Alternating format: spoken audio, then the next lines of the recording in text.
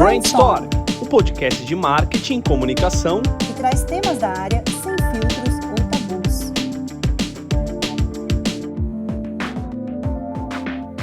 Oi pessoal, estamos em mais uma edição do nosso podcast, o podcast da Makers. Aqui comigo, minha fiel companheira de bancada, Simone Murata. Tudo bem, Si? Oi, tudo bom, Diego? Tudo bom, Daniel? Super empolgada para o papo de hoje. Eu amo cineminha, amo Cinemark. Eu não sei se eu amo mais o Cinemark, eu amo mais a pipoca do Cinemark. Por isso que eu fiquei super feliz com essa conversa aqui. Não, incrível. E você já deu spoiler. O nosso convidado de hoje é o Daniel Campos, CMO do Cinemark. A gente já sabe que também ele é um amante de futebol. E a gente vai tentar, ao longo dessa conversa, conectar os dois pontos. Daniel, seja muito bem-vindo ao nosso podcast. Obrigado pelo convite. Um super prazer estar aqui. Um projeto lindo, super coração aberto, então vamos ver o que a gente consegue conversar sobre cinema e sem spoilers, por favor. Sem spoilers, exatamente. Sem spoilers. Começando aqui, Daniel, se sua vida fosse um curta-metragem, conta pra gente o roteiro.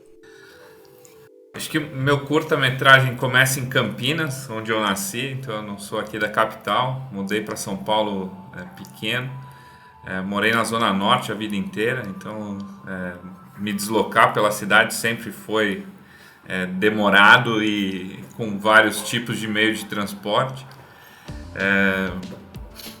A minha vida era na Zona Norte, mas minha vida acadêmica foi no Bandeirantes, fui filho de... Minha mãe deu aula há mais de 30 anos no Bandeirantes, fui filho de professor, estudei lá a vida inteira. Desde pequeno queria ser arquiteto, não fui arquiteto por causa de futebol. Na hora de ir para arquitetura de vez, eu falei, cara, isso aí, desenhar para mim é um hobby, a minha profissão é futebol. E não foi. Acabei virando marqueteiro meio por acaso no começo da faculdade, desde então me entendo como marqueteiro. Trabalhei 10 anos em bens de consumo, em produtos mesmo. Minha primeira metade da carreira inteira fabril, chão de fábrica. Depois migrei totalmente para ser diretor de planejamento de agência. Voltei a ser executivo aí sim em serviços. Fui CMO da Dots e estou há quase 3 anos na Cinemark. Vim para montar a diretoria de digital e nos últimos 2 assumi o marketing como um todo. Praticamente um marqueteiro da crise, né? Um marqueteiro pandêmico. Mas fora isso, minha vida é, 60% dedicada a jogar futebol de botão, colecionar camisa, ir ao estádio. Então meus hobbies extra trabalho e cinema são muito focados nessa área e tento ser um pai presente para o meu filho de 6 anos, Bernardo, que é disparado o amor da minha vida, o cara que mudou o jogo, sabe? Então num curta de 1 minuto, acho que é mais ou menos por aí. Então temos aqui um arquiteto, jogador de futebol, marqueteiro. O arquiteto eu não fui, mas uma criança que sonhou ser arquiteto eu fui. Desenhei muito, me preparei muito para ser arquiteto e no fim não fui nem um pouquinho. Legal, Dani. E você é casado, né? Você contou do Bernardo, ele gosta de futebol também? O que ele tá pensando assim? Você já consegue... Ele detesta futebol. Detesta futebol? Detesta. A coisa é engraçado que a relação que eu achei que eu teria com o Bernardo no futebol, eu tenho no cinema. O cinema acabou suprindo, desde que eu soube que era um menino, eu falei, cara, a gente vai no estádio junto, a gente vai jogar bola junto, todos os sonhos que eu fiz quando ele era um bebê, nenhum se concretizou. Ele tem uma rejeição absolutamente dele por futebol, ele não gosta de jogar, ele não gosta de ver, ele não vê nenhuma graça no gol, sabe? Mas é um negócio que eu tentei desde pequeno. Então, semana retrasada, teve semana da criança e tal. Daí tinha o dia do seu esporte favorito. E ele deve ter umas 10 camisas do São Paulo. Eu falei, filho, hoje você pode ir com a camisa do São Paulo. Ele falou, mas eu não gosto de futebol. Figura. Figura, mas pelo menos ele não é fanático por futebol pelo time adversário, né? Acho que ia ser pior, né? Se você perguntar pra ele, ele é São Paulino. Que time você torce? Não, sou São Paulino. Mas você gosta de futebol? Não gosto. Não, isso aí. Eu acho que ele me vê fazendo as coisas de futebol e sofrendo e triste, sabe? Ele fala assim, por que eu vou me envolver com esse negócio? E ele tá certo. Na verdade, eu queria ter a maturidade dele pra não gostar de futebol. Legal. E a sua vida, ela se conectou com o cinema antes de você entrar no cinema? Você tem momentos assim, que você fala, quando você entrou no cinema, que você fala, cara, eu tô do outro lado agora, né? Eu acho que cinema sempre foi uma paixão, desde moleque, assim. Eu lembro dos grandes filmes da minha vida, eu sempre frequentei muito o cinema.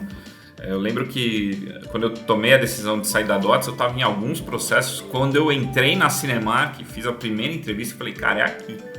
Eu preciso vir para cá, eu preciso viver essa indústria de um outro jeito, porque eu vivi muito como consumidor, muito mesmo, assim. Eu sou um apaixonado pelo tema, eu sempre li, eu sou nerdão pra caramba, eu sempre li quadrinhos, sempre gostei de cinema e frequentei todo tipo de filme. Então, não foi assim, não, agora vamos entender o que é isso. Não, eu vivi como cliente demais, assim. Eu sempre fui um cliente Cinemark antes de trabalhar na empresa. Isso é uma coisa para mim muito real, assim. Hoje eu estou vivendo bastidores de uma coisa que eu sonhava viver, assim. Que legal. Um negócio muito intenso. E, Daniel, conta pra gente, você falou um pouco dessa história do marqueteiro da pandemia, né? O que é mais sofrido, cinema com lockdown ou São Paulo no Brasileirão? Conta como é que foi aí, conta essas experiências. O cinema com lockdown, a gente ainda acabou criando um monte de história, abrindo uma lógica de inovação interessante. Hoje a gente olha para a trajetória da Cinemark na pandemia, não foi fácil, foi difícil pra caramba. Ainda não está no patamar, a gente está começando uma reconstrução, mas teve muita alternativa, muita união e muita história boa para contar, totalmente diferente do São Paulo. Hoje do São Paulo, 90% que eu falo me lamentando o que é o São Paulo por dentro, o tempo que eu vivi como sócio, a parte política do São Paulo. E são pouquíssimas alegrias vindas do campo também, então para mim é mais difícil qualquer tipo de solução para o São Paulo do que o problema mais sério que eu vivi na minha carreira, que foi, puxa, como que a gente encara a pandemia do tamanho que ela veio. Isso é muito interessante, eu quero até explorar um pouquinho mais essas conexões, Dani. Na semana passada, eu vi uma matéria, se não me engano, de um site gringo, fazendo um paralelo, né? Que as marcas estão virando curators e curators estão virando marcas, né? Sim. E você tem um canal no YouTube que é o Resenha Tricolor, que você se dedica a falar do São Paulo, de futebol, das suas perspectivas ali como torcedor. Sim. Por outro lado, você também está tocando marketing de uma marca, né? Como que essas experiências se complementam? O que no final do dia você fala, cara, eu tô do outro lado, eu tô vendo como que tá as mídias, a percepção das pessoas, a criação de conteúdo e como que eu aproveito isso no Cinemark e vice-versa? Acho que começando lá pela ideia de fazer o Resenha também foi uma forma de aprender a viver o digital, porque eu fiquei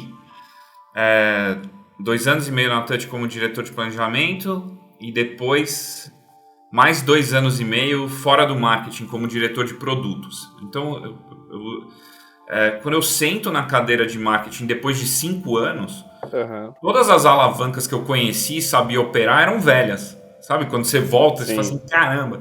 Eu lembro que... Você tomar um banho de loja, né? Na semana seguinte ao momento que eu sentei na cadeira, fui para um negócio lá em Nova York, que é o CMO Academy e tal. Eu falei, pô, que legal, CMO Academy. Eu sentei na cadeira, na primeira hora eu falei, todo mundo que está aqui foi recrutado por incompetência.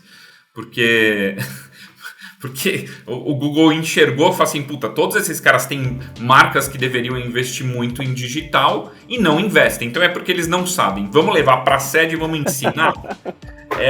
E ali foi um puta chacoalhão. Eu falei, caramba, cara, eu preciso aprender a fazer isso de uma outra forma, senão eu não vou sobreviver, eu não vou conseguir navegar. Daí um monte de coisa você estuda e outra você tem que fazer. E na época o Resenha foi uma forma de aprender fazendo. Mexer na ferramenta, criar um canal, como monetiza, entender o que estava por trás. E saiu do controle. Eu nunca imaginei que o Resenha ia ter um Morumbi de assinantes, sabe? Um Morumbi lotado de assinantes. Mas nunca, zero. Eu falei, cara, se tiver 1000 aqui, eu já tenho vergonha. Eu sempre fui tímido pra caramba.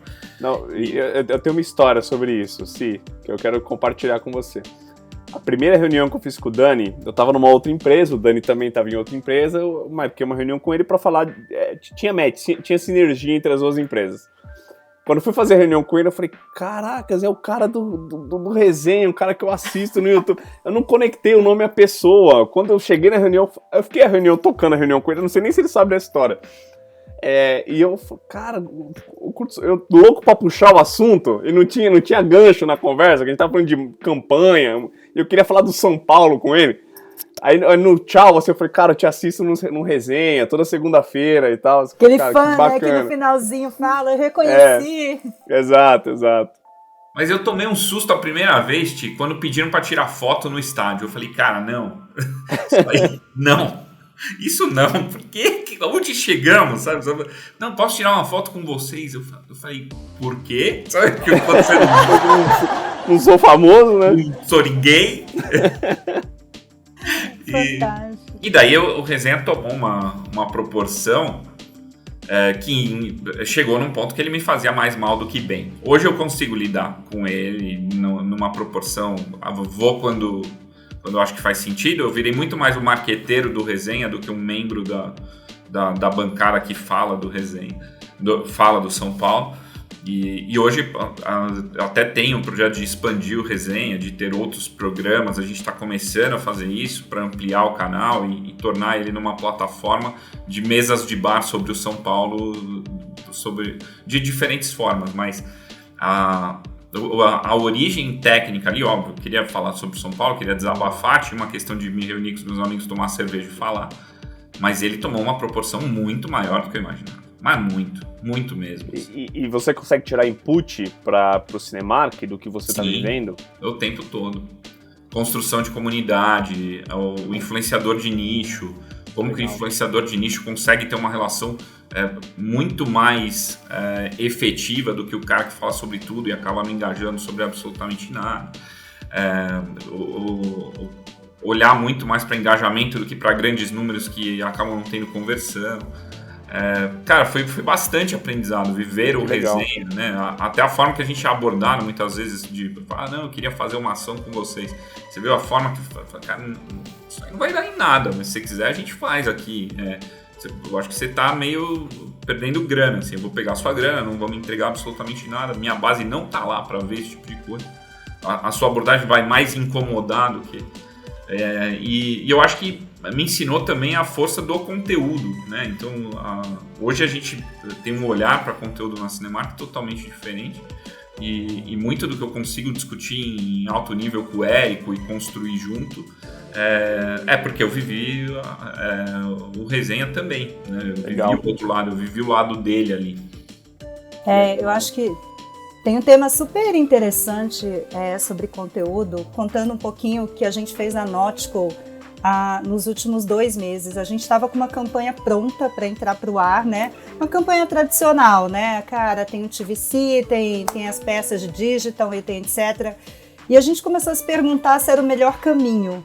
E a gente resolveu acabar com a campanha e fazer uma campanha só de creators, convidar vários canais, vários influenciadores que a gente achava que tinha fit com a marca, que ia ajudar a gente a levar no patamar, e a gente briefou esses creators. Então sempre foi uma campanha que a gente colocou no ar do ponto de vista do outro, dando muito espaço de criação para o outro para falar sobre a marca. E ficou muito interessante. E o poder disso é incrível. Porque numa hora que você coloca num canal, como você falou, que tem fit segmentado, cara, você piscou, você tem 2 milhões de views. E se a gente tivesse feito uma campanha tradicional, colocado no YouTube, feito push, para eu chegar nesses 2 milhões de views, seria muito dinheiro para a gente empurrar isso. Muito dinheiro. Então, acho que tem uma questão bacana que quando você opta, né, por essa entrega de conteúdo, primeiro tem uma coisa muito de confiança, né? Você tem que confiar no que o outro está fazendo para você e você tem que dar liberdade para ele, mas ao mesmo tempo você tem conteúdo e tráfego de uma forma muito mais impressionante do que feito no marketing tradicionalzinho que a gente começou a carreira, né? Concordo 200%. E isso é muito louco, assim, porque conectando até essa história da Nauticus, isso muda até a perspectiva da área de marketing, de pensar planejamento de marketing do ano, assim. Na verdade, você não está pensando nas grandes campanhas do ano, você está pensando na próxima história da semana que vem, a história do mês que vem. E são pequenas histórias que formam, sei lá, uma grande história, um grande roteiro que você criou com a sua marca ao longo de um ano, através de raters, através de campanhas de redes sociais, através de influenciadores e tudo isso, né? Exato. É um mundo novo, né? É um mundo do storytelling. É a conversa do outro. Muito mais importante. Muito, muito massa, assim. E para fechar essa conexão, que eu acho que tem um apelo, Dani, quando a gente olha... Eu estava conversando isso com a Ci na semana passada. Quando a gente olha o futebol, acho que todo clube de futebol, ele tem sei lá, um diamante nas mãos, que é 10, 20, 30 milhões de pessoas que são apaixonadas por aquilo e encaram o estádio de futebol como uma arena, um templo sagrado, assim, e afunilando para o São Paulo, que é um tema do que a gente está falando, o Morumbi é um templo para 60 mil pessoas, eu faço parte delas, né, eu sou São Paulino também. Quando a gente conecta isso com o cinema, não deixa de ser também, né, tem cinéfilos, as pessoas são apaixonadas por histórias, pela trilogia, pela série. Como que você relaciona o cinema com o estádio? Tem conexão na sua visão? Tem muita conexão e eu acho que a gente está começando a fazer essa conexão de forma estruturada agora, né? Porque diferente do futebol, onde você é São Paulino, o Morumbi é sua casa, os produtos do São Paulo são para você e tal, e aquela marca vende basicamente uma única coisa. No cinema, os produtos mudam toda semana e as bases de fã também, né? Então verdade. Eu não estou falando sempre com o São Paulino, eu falo com diferentes bases de fãs. Historicamente, isso foi feito do mesmo jeito, que é uma boa experiência, é isso aí, né? Então, vem aqui e você que é fã de qualquer coisa, a experiência vai ser essa. Quando a gente começa a olhar para a base, para dado de quem tem relação com o cinema, a gente aprende algumas coisas. Primeira coisa é que 80% vai 2 vezes por ano no máximo, né? Então, esse cara não é fã, ele é o cara esporádico, é o cara que, quando ele se sente fora da conversa, ele vai para se atualizar, mas ele não tem o hábito. Então, vamos olhar para os 20%. Nos 20%, eu tenho um monte de base de fã diferente que espera coisas diferentes, né? Então, tipos de fã mesmo muito intensos. Eu tenho um heavy user que ele é louco pela experiência cinematográfica, né? Então, para ele é o som, é a imagem, é a grandeza. Se você mastiga do lado dele, ele fica puto. Ele gosta do silêncio absoluto, sabe? É uma coisa muito imersiva. E aí, aquele que vai segunda-feira, 2 horas da tarde. Pra estar sozinho na sala. Ele quer aquilo sozinho, ele quer a imersão completa. E por outro lado, você tem fã de grande franquia que ele é fã da experiência coletiva de ser um monte de gente. E daí é o cara do futebol, sabe? Eu gosto de ver Vingadores com a sala cheia, porque todo mundo vai rir nos mesmos momentos, todo mundo vai se emocionar nos mesmos momentos. No fim da sessão, não tem ninguém ouvindo, mas vou bater palma, sabe? A relação é totalmente diferente. E esses caras esperam coisas diferentes da experiência. Então, quando a gente começou a entender isso com mais clareza e sem achismo, né? Puta, dado, vem. A gente começou a desenvolver coisas que se parecem mais com o futebol que a gente sonha, porque o futebol do Brasil não tem marketing estruturado, não tem experiência de fato, né? Mas acho que NBA é um puto exemplo de esporte com experiência, que é focado em entretenimento, e alguns clubes lá fora começaram a fazer isso muito bem. Há 20 dias agora, a gente fez o primeiro teste disso, assim, vamos pegar fã e vamos tratar de uma outra forma. Então a gente fez um negócio que chama Spoiler Night para o lançamento de Venom. O diretor de programação, que é um cara incrível da Cinemark, que é meu par, monitorando ele, rede, ele falou, cara, olha o incômodo que o fã tem de jornalista que não tá nem aí pro filme, vê o filme muito antes dele, que é alucinado pelo personagem. Olha a frustração que ele tem de... A primeira hora que ele consegue comprar um ingresso é uma hora que todo mundo já escreveu sobre o filme, sabe? E ele tem que ficar fugindo de spoiler. A gente começou a conversar com os estúdios faz um ano sobre isso. Assim, cara, se a gente conseguir fazer no mesmo dia da cabine de imprensa sessões para o fã hardcore, controlado, com segurança, mas com uma experiência ferrada, a gente tem certeza que dá para fazer um negócio que leva a relação para um outro nível. E foi muito legal o teste. Foi muito legal. Então, tipo, você chegava... A gente fez 2.000 lugares em 16 cinemas. O filme estreava quinta no Brasil. 2.000 fãs conseguiram comprar uma experiência na terça. Então, 2 dias antes. Então, se você não quer levar spoiler, a melhor forma de não levar spoiler é ver o filme antes, né? Por isso, do conceito de Spoiler Night. E quando o cara ia, ele retirava uma credencial, ele tinha o combo do filme. Quando ele entrava na sala, tinha 200 coisas colecionáveis exclusivas que não teria em nenhuma outra noite. Ele sentou na cadeira, a gente produziu com o Érico um conteúdo de 15 minutos, tipo, tudo que você precisa saber sobre Venom antes do filme começar. A história do personagem, a origem, entrevista com o diretor, entrevista com o ator. Então, fanservice do momento que ele entra no cinema ao momento que ele sai da sala. Preço premium e pela exclusividade do...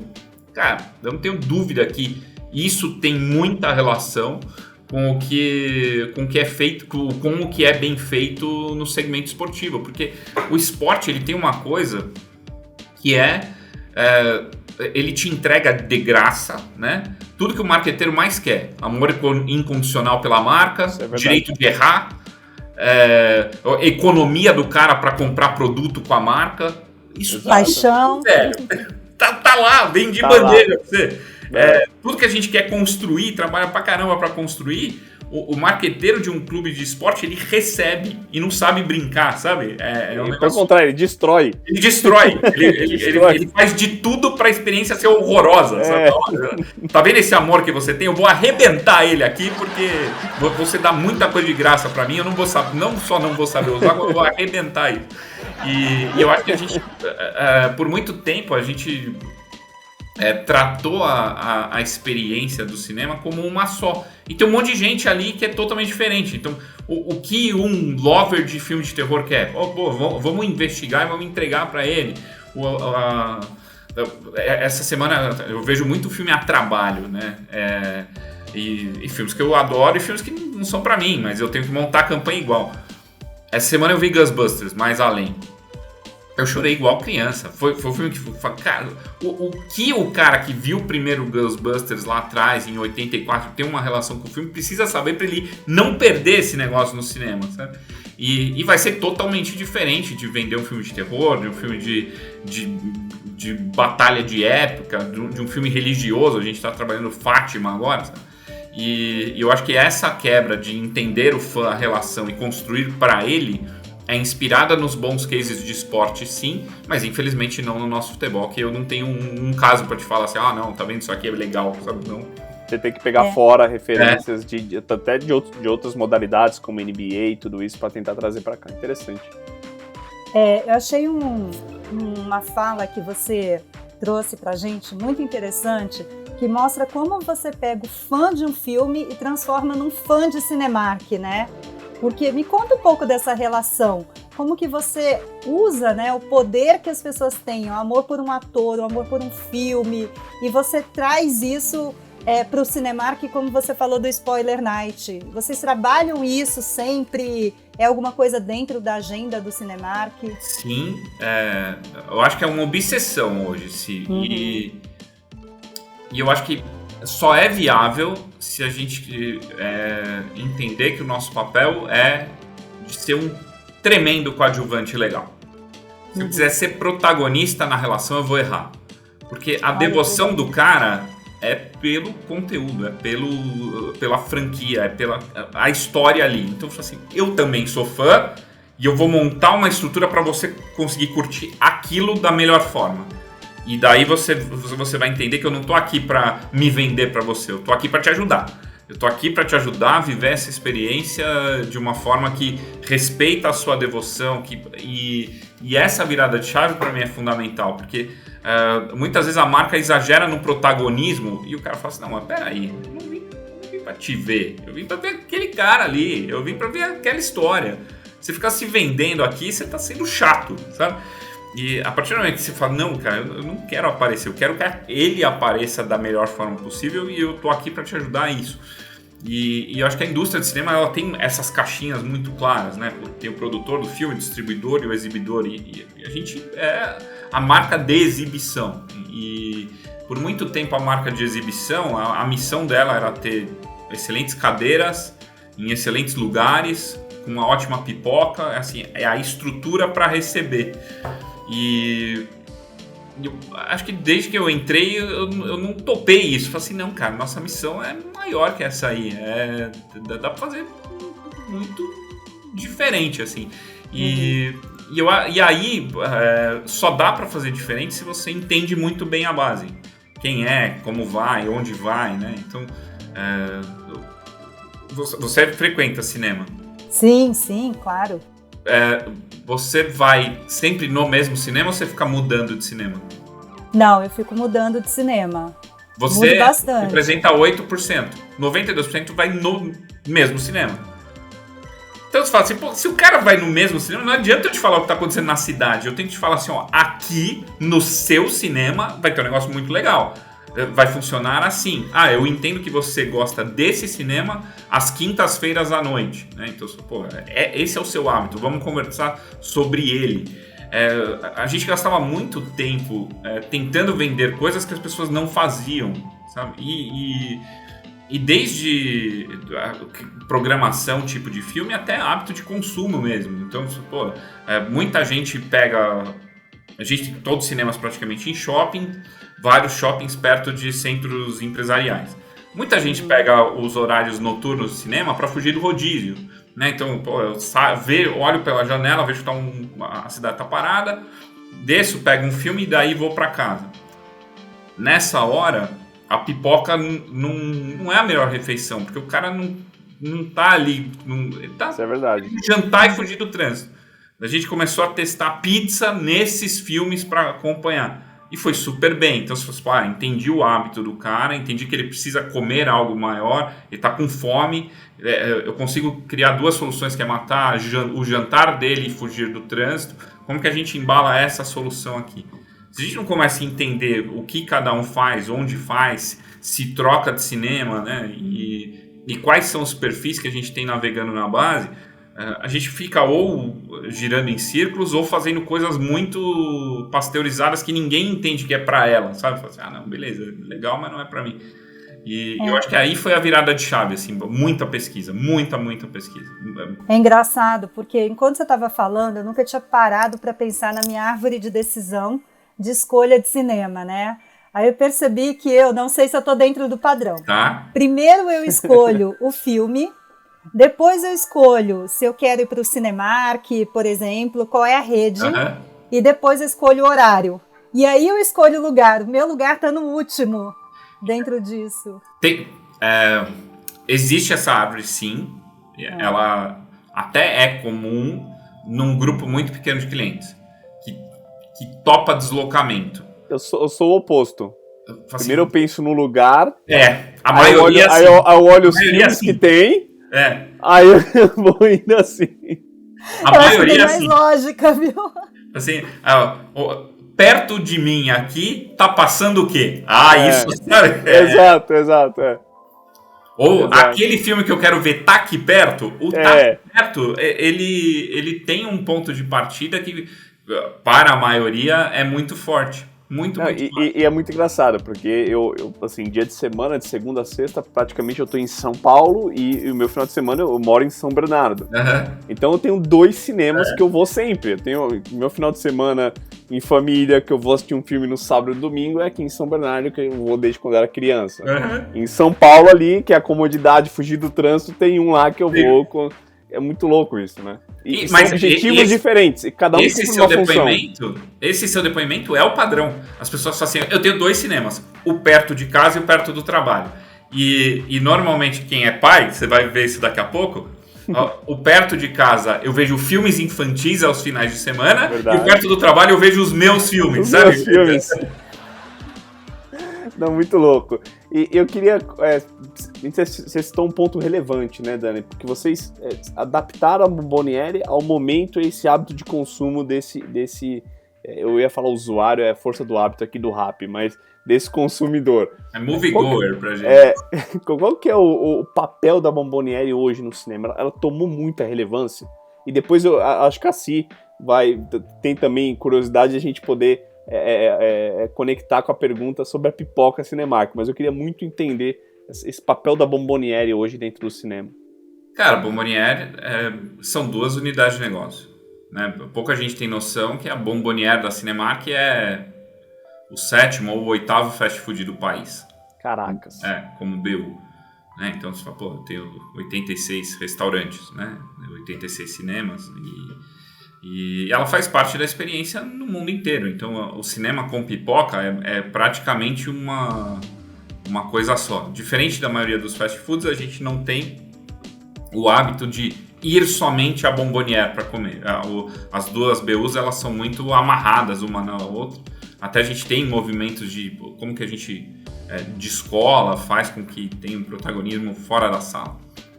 Tem carrinhos espalhados pelo shopping, tem a pipoca no varejo, então eu vou transformar a pipoca Cinemark numa referência de qualidade de pipoca. Sim.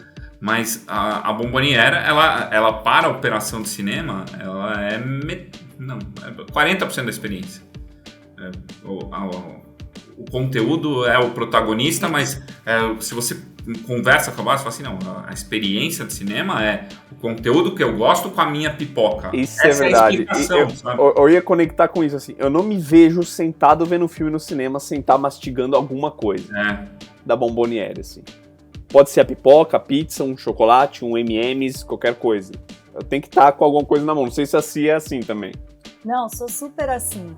E eu lembro muito, quando eu estava na Coca-Cola, da gente fazer muita parceria com o Cinemark para o início da experiência do filme começar na Bomboniere, né? Sim. É quase uma jornada, né, dele, quando ele chega, desde a bilheteria, passando para a Bomboniere, como a gente oferecia refrigerante, colocava isso dentro de gifts, né, dentro da franquia, e depois acabava no filme.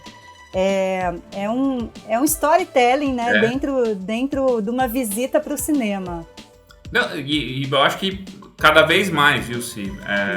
Segue, então, se for no Cinemark hoje, tem a ação da Fanta, que é exatamente isso, o balde que brilha no escuro, com a Fanta Mistério, você chega impactado, porque você quer contar a história toda, né? E a história toda faz por ver o filme, comendo alguma coisa que você gosta, então é bem cruzado. E eu acho que não sei exatamente de quanto tempo pra cá, porque é anterior à minha chegada, mas os combos, eles começaram a ganhar uma proporção de colecionáveis mesmo, né? Então, copo colecionável, balde colecionável, você começou a trazer o mundo dos filmes para a linguagem de alimentos e bebidas.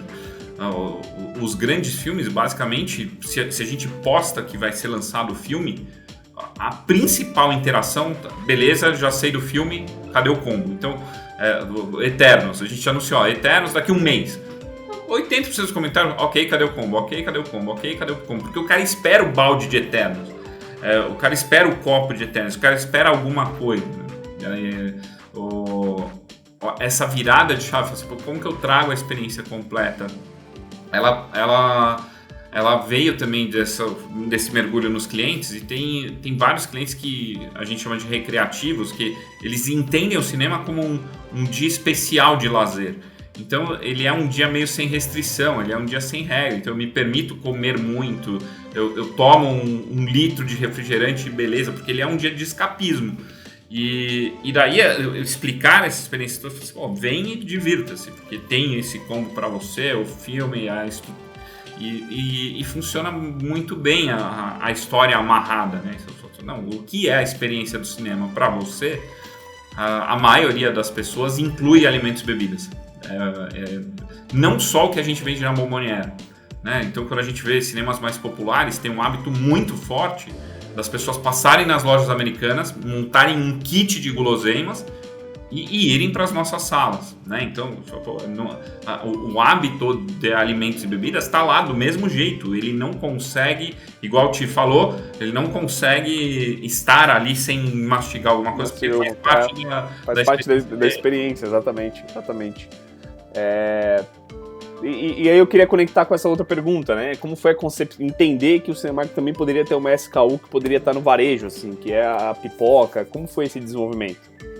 Porque é muito marcante do Cinemark a pipoca, né? Pipoca com a manteiga do Cinemark. O cheiro, né? O cheiro, né? Isso tem... É sensorial. Sensorial, né? Eu acho que a expansão para o varejo é o momento que a gente vira a chave e fala assim, a nossa pipoca acompanha conteúdo.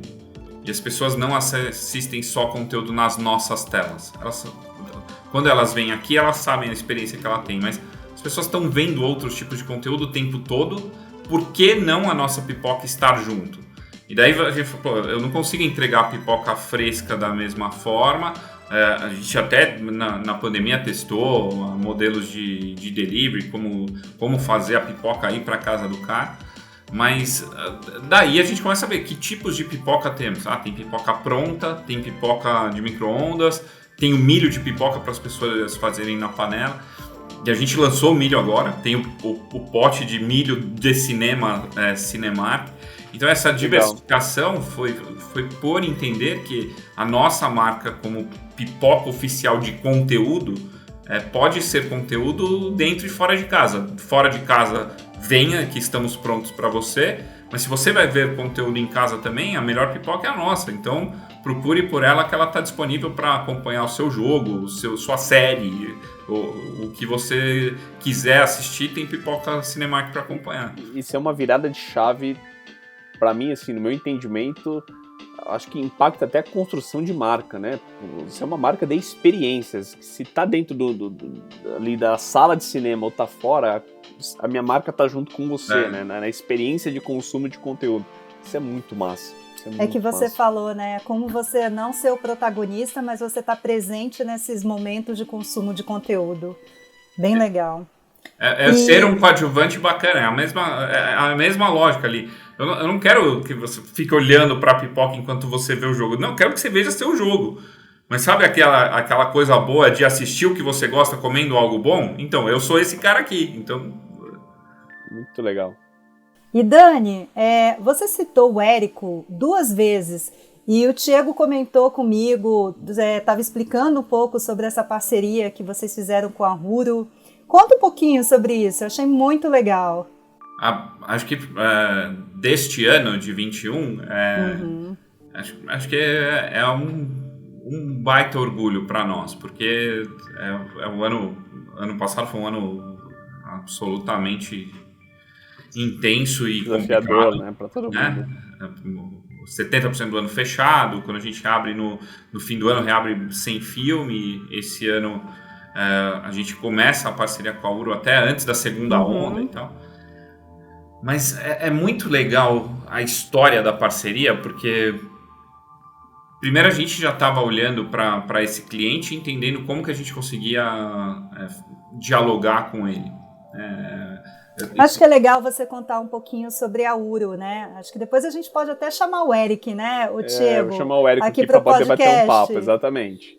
A Huro é a volta do Érico Borgo ao conteúdo depois de mais de ano fora, né? O Érico é uma referência do mundo nerd, ele é um cara que fala de cultura nerd há muito tempo, que foi um dos fundadores do Omelete lá atrás, ficou muitos anos lá, liderava o palco principal da CCXP, Ele saiu do Omelete e saiu do conteúdo. E ficou um gap, né, quando ele saiu, né?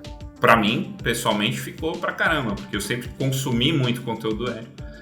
E a gente tava nesse movimento, como que a gente faz? Eu tinha a ideia do podcast, Não Existe Filme Ruim, a gente tinha algumas ideias, mas não tinha um rosto pra elas. Né? A gente queria falar com esse geek, não achava que a marca falando por ela era um negócio estranho, quem era o rosto. E na primeira reabertura em 2020, o Érico veio ajudar a indústria num projeto que chamou De Volta para o Cinema, e o Érico foi um dos caras que veio como voluntário ajudar a indústria. A gente se aproximou bastante, a Cinemark patrocina a CCXP há bastante tempo, mas neste movimento, pessoalmente, eu me aproximei dele, porque a gente estava no mesmo grupo de trabalho e tal. E eu comecei a contar para ele, falei, cara, a gente tem um desejo de ter conteúdo, tem um podcast, o título do podcast até, eu que escrevi o Não Existe Filme Ruim, Todo Filme é Bom para Alguém, expliquei para ele, é verdade. Caramba, velho, essa história é boa, porque eu sempre fui um crítico, eu nunca olhei uma visão além da minha. Eu falei, cara, quando a gente olha uma sala de cinema, tem 100 pessoas ali, 20 acharam o filme da vida, 30 acharam um bom filme, 30 acharam um filme ok, e outras 20 detestaram o filme. E é o mesmo conteúdo, sabe? Porque cada um veio com a sua mochila, com a sua história de vida, com a sua relação, e eles assistiram a mesma coisa ali. E o Érico começou a falar, pô, e se a gente transformasse isso em verdade, se eu desse voz para isso? Eu tenho vontade de fazer conteúdo, mas de um outro jeito, de falar com o nerd hardcore, fazer um conteúdo deep nerd mesmo, sabe aquelas lives de 1 hora que só para quem é muito? Eu falei, então, mas é esse cara aí que eu tô querendo conversar. É esse cara que eu quero oferecer conteúdo relevante, porque é ele que está no primeiro dia na minha sala. E aí, óbvio, o projeto da Uro é 100% dele, mas a gente ajudou a viabilizar o nascimento da Uro mesmo. Eu falei assim, não, como que a gente faz para a Uro ser um oferecimento da Cinemark aos fãs? Então, eu nem gosto de chamar de patrocínio, porque para mim a Cinemark oferece a volta do Érico, Cinemark oferece o conteúdo de Nerd aos fãs. A gente ajudou a viabilizar isso, a gente tem reunião de pauta com eles todo mês, sabe? Então a relação para mim é muito menos de patrocínio e muito mais de parceria mesmo. O que histórias a gente quer contar e para quem? Spoiler Night, que eu contei, a gente lançou primeiro no Telegram da Uro para esses caras darem feedback. Os caras que tiveram problema para comprar, que não entenderam direito, eu fiquei lá como saque, respondendo um por um. Falei assim, não, vem cá. Papel de fã também. Né? Foi isso aqui e tal. Falei assim, não, mas é muito caro. Eu falei, não, mas espera, o que você entendeu? Eu falei, cara, eu ingresso para ver 2 dias antes. Eu falei, não, mas na experiência vem o combo, vem todos. Ah, não, achei que eu tinha que comprar tudo à parte. Eu falei, não é isso não. Tá tudo junto na experiência. Pô, então vale muito a pena. E a gente começou a ver que ali era um grande laboratório de diálogo, porque você coloca a comunicação no ar e acha que todo mundo entendeu, porque a gente vive na nossa bolha, e quando vai pro cara ali, que é o primeiro que você quer contar, e ele começa a explicar as dúvidas que ele teve, o que ele gostou, o que ele não gostou, quando ele vai tentar passar o cartão, dá pau, porque ele vai na ânsia, sabe? Passa várias vezes, erra alguma coisa, ele bloqueia o usuário dele e a gente tá ali em tempo real resolvendo. Ajudando. Virou esse negócio de comunidade mesmo, sabe? Pô, eu tenho uma comunidade de caras muito apaixonados pelas coisas que a gente exibe, com um embaixador que estava fora do conteúdo e que a gente ajudou a trazer de volta. E eu acho que essa foi a beleza da história, porque não é uma relação oportunista nem simplesmente comercial. Não, cara. É uma relação de que histórias a gente vai contar. E eu acho que olhando para o Érico hoje, reconstruindo do jeito dele, eu nunca vi o Érico tão feliz. Não sei se você... Sim, inclusive, Érico, queremos você aqui no podcast, cara. O Érico é incrível. Foi um negócio incrível e pra mim é muito gratificante. Essa semana bateu 150 mil assinantes. Sim, no YouTube, né? O podcast da Cinemark, né? Você procura a Cinemark Oficial, tem o podcast lá. A gente tem semana sim, semana não. Não existe filme ruim, todo filme é bom para alguém, que ele faz com a Aline Diniz. E na semana que intercala é o Borgoverso do YouTube em forma de podcast. E tá sempre no top 3, top 5 de cultura nerd. E a marca ali, sabe? Então a parceria com a Huro, o projeto da Huro, é uma coisa que a gente se orgulha muito, porque ela viabilizou um diálogo constante, do jeito que o fã gosta, sem que a marca fosse oportunista. Sem interromper a jornada. Isso é uma coisa que eu converso muito assim, aqui no Rap, e é um pouco do que a gente tem feito também, que é muito mais a gente entrar na história do consumidor, do usuário, entrar na vida dele, do que a gente tentar encaixar ele na nossa história. E entrar na história dele é também entender o que ele tá falando, qual que é o hype, enfim, o que tá passando na cabeça dele, e a gente tentar minimamente fazer parte daquela conversa. Acho que é um pouco também na mudança, e um pouco do que a Ci estava falando, na mudança de campanha da Nautical, que ela fez agora, acho que também passa por esse conceito, né, Ci? Putz, qual a história? Qual a conversa que tá rolando? Eu quero fazer parte da conversa, eu não quero puxar as pessoas para aquilo que eu quero falar, né, como marca. Esse seu ponto é super importante. Tipo, nós relançamos o conceito de loyalty para a Cinemark. Antes de pôr no ar, o Érico deu feedback. O time da Huro é excelente, não é só o Érico, não. Tem muita personalização no Érico, mas o time é muito bom, um time bacana, envolvido. Tem a Laís, tem o Matheus, é excelente. A galera é fera lá. Fera. E a gente valida antes, porque o combinado com o Érico, e eu acho que isso é uma das coisas que eu mais aprendi nessa questão de influenciador. Não adianta você querer pautar o cara e dar um roteiro para ele ler. Isso aí esquece. Então, se ele não acredita no que ele está falando, não vai rolar. A gente calibrou o produto, ele entendeu o conceito, ele consegue vender nas palavras dele. A gente não tem roteiro. Não é assim, precisa falar isso aqui. Assim, não, cara, fala do seu jeito aí, o que a gente precisa contar como história, entende o nosso problema e coloca na pauta da forma que você acredita que as pessoas vão gostar, sem interromper o que elas querem ver.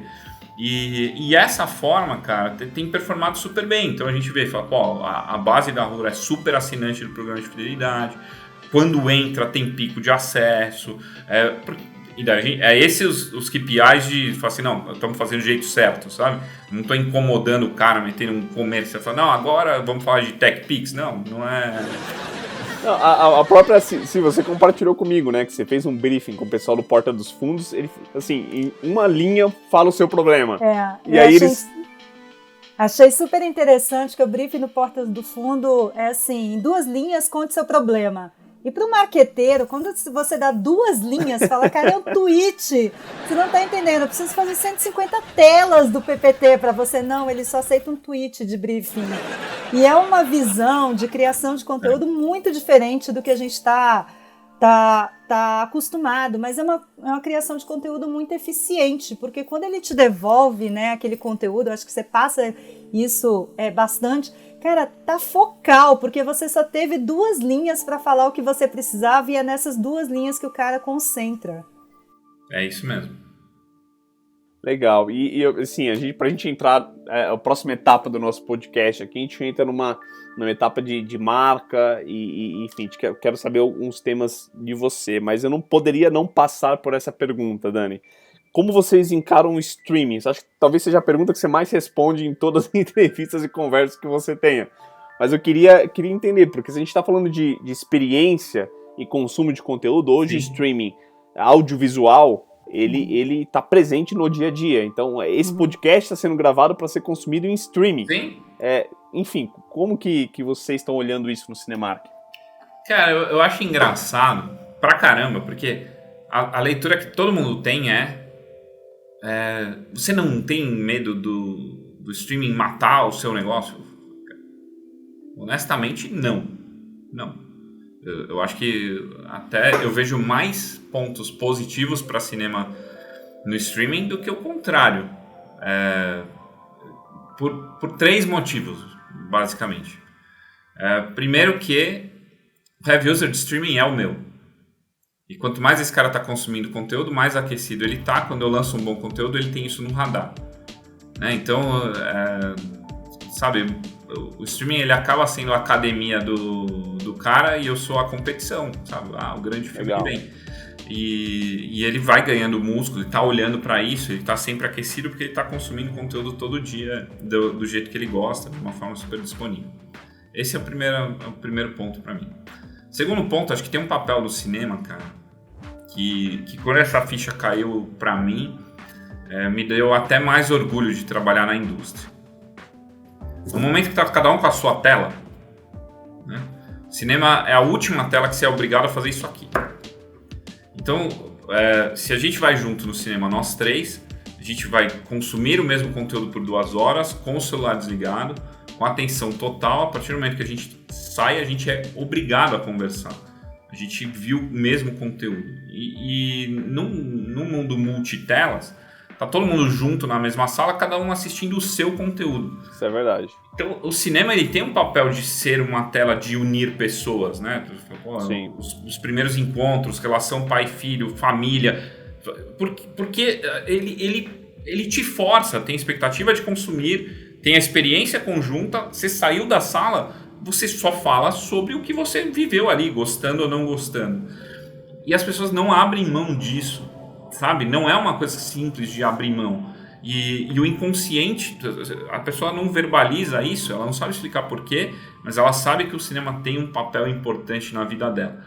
Então, o streaming não vai conseguir fazer isso, porque ele é feito de um outro jeito, ele é feito de catálogo. E a terceira coisa, eu acho que tem uma questão da indústria de entretenimento, que ela não, é um negócio muito bom para o estúdio. Quando você pega o ingresso, né, quando você paga o ingresso, uma parte vai direto para o estúdio e outra parte é do exibidor. E a gente que está acostumado de, sabe, CPV, a receita por usuário do cinema é muito alta. E é um business relevante pra caramba. Por que quando a Disney vai montar line-up, mesmo tendo o streaming dela, ela lança um monte de coisa exclusiva para cinema? Porque é um business relevante, porque é uma coisa que dá dinheiro, porque é uma unidade de negócio que ela não vai abrir mão. E dentro disso, é engraçado porque as pessoas falam assim, não, mas o fim da janela... O fim da janela, ele é aquela coisa, fala assim, não, vai subir no cinema e vai subir na minha plataforma de streaming por um valor adicional. Né? E quando começou a subir por um valor adicional, as pessoas começaram a falar, não, mas não entra no catálogo no dia que está no cinema? Não, entra se você comprar aqui. Assim, não, mas por esse valor eu vou ao cinema. É isso, né? Então, vai aí. E dentro desse contexto, cara, eu acho que a experiência conta muito para ampliar o filme. Então, essa semana que vem a gente lança um filme da Netflix no cinema antes dele subir na Netflix. Por quê? Porque a Netflix começou a ver que sem a janela do cinema, os grandes filmes que ela fez grandes investimentos encolhem. Você está vendo aqui. Legal. Né? Então, que legal isso. Um filme grandioso vendo assim é diferente de um filme grandioso vendo ali. E o boca a boca diminui e tal. Então, até quem era puro streaming está começando a olhar a janela do cinema como algo importante para engrandecer. É parte da jornada, não é? Total. E eu acho que essas três coisas, cara, eu me preocupo muito mais com o dinheiro que você vai gastar para ir num restaurante ou no parque da cama elástica com seu filho, que é a grana que você está destinando para fazer algo fora de casa, do que com o streaming propriamente dito, que são motivações diferentes e complementares. O heavy user do streaming é o meu. Eu respondo essa pergunta todos os dias no meu cenário aqui no Rappi, quando me perguntam se o e-commerce, em algum momento, ele vai tomar o espaço do varejo físico. Eu falo, gente, essa pergunta é para quem não entende jornada. Cada um tem o seu papel, cada um tem seu motivador. Né? Um vai ter, sei lá, um sortimento de produto X, o outro vai ter Y, um vai ter uma experiência X, outro vai ter... E é o mesmo consumidor, ele é fluido, ele é multitelas, ele é multicanais. Então essa pergunta ela não encaixa, eu acho que se conecta muito com o streaming e o papel do cinema, né? E esse papel, quando a gente começa a se envolver um pouco sobre criação de memórias afetivas, né? Você deixa a marca ou lugar, né, no caso do cinema, mais importante ainda. Eu acho que a capacidade do cinema de gerar histórias, que o que você falou, quando você vai com a pessoa, é infinitamente superior do que o poder de uma telinha de streaming, né? Eu até tenho uma história super engraçada comigo, que pega esse ponto 2, que é meu primeiro encontro com meu marido. Foi no Cinemark, lá do Marketplace, assim, numa sessão de meia-noite, ele tinha viajado para Porto Alegre, e a gente estudava junto, a gente fazia pós-graduação junto. Não, vamos pro cinema. Chegamos lá, meia-noite, começamos a assistir o filme Homem-Aranha, lembro até agora, e de repente ele levanta, não, eu vou comprar pipoca. Aí voltou com a pipoca, 5 minutos depois, já tinha comido uma, era a segunda. Eu vou não sei o quê, aí passava 15 minutos, eu vou não sei aonde. E, cara, o filme rolando, e toda hora ele levantando, o povo, assim, xingando que ele passava na frente. Eu falei, gente, o que tá acontecendo aqui? Aí, tipo, a 5ª vez que ele se levantou no filme, né, eu virei pra ele e falei assim, o que tá acontecendo? Tipo assim, é o primeiro encontro, o cara não rolou beijo, não rolou nada, o cara só fica saindo aqui. Aí ele falou, não, então vou te contar a verdade. Eu voltei de Porto Alegre com uma super dor de barriga, mas eu fiquei com muito medo de desmarcar o encontro e você achar que eu tava dando um pé na bunda. Então, cara, eu tô passando muito mal. Memória afetiva, meu. Cara, memória afetiva. Aquele primeiro encontro maravilhoso, isso no escuro, ele sussurrando aqui. Não, porque eu tô com uma diarreia, não tô conseguindo ficar aqui. Falei, cara, então foi o seguinte, vamos levantar, vamos sair, a gente fica aqui fora, tá tudo bem, depois a gente marca outra sessão de cinema. E, cara, isso pra mim é marcante na nossa vida, entendeu? Nossa vida começa num Cinemark. Eu adorei o depoimento, de verdade, porque são histórias assim que a gente sabe que a marca marcou mesmo, né? Ela foi palco de uma história que gerou um casamento, né? Não parou por ali. E a gente vê esse tipo de história acontecendo todo dia. Uhum. Né? Quantos primeiros beijos aconteceram nas nossas salas, sabe? É algo incalculável, porque o cinema é uma experiência coletiva fora de casa, de um lazer acessível, pelo menos para parte da população, infelizmente. Mas como que a gente transforma isso nesse palco? Só assim, a gente está aqui preparado para que você viva histórias incríveis na tela e fora dela, né?